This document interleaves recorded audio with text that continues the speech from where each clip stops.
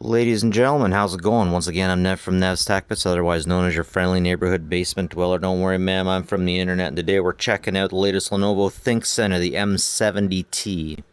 You'll notice up front the really sexy grill. We got 4 USB standards, one USB-C, one microphone, one headset plug-in, and then the SD card hookup over here at the top. Of course, you can see we got the CD drive seamlessly integrates with everything, especially Colonel Sanders back there. Hello, Colonel. And standard power button, Lenovo. So this is the newest version, the newest looking model of the T series, or the 70 series. So we're checking out the back, baby. Got back. Over here you can see we have places for a few expansion cards. And over here at the bottom I was really surprised to see that we have a serial connector, but we don't have a VGA. Instead we have 2 displays and 1 HDMI. Very surprised to see all those things together. And your standard audio out. And over here of course we got 4 more USBs and the Ethernet. And that's about all. Taking a quick look at the inside, we got 4 spots for RAM. Of course, we got that CPU sync.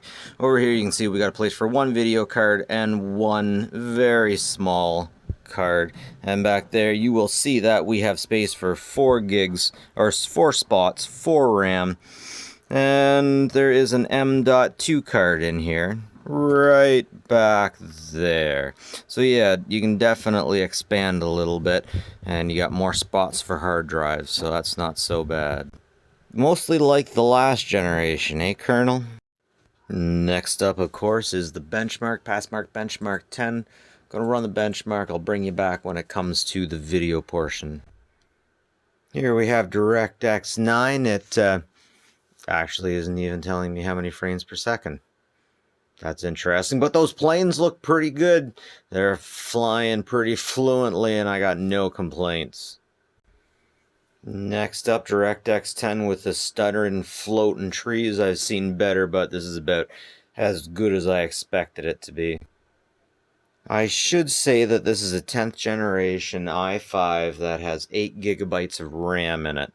Next up, we got DirectX 11.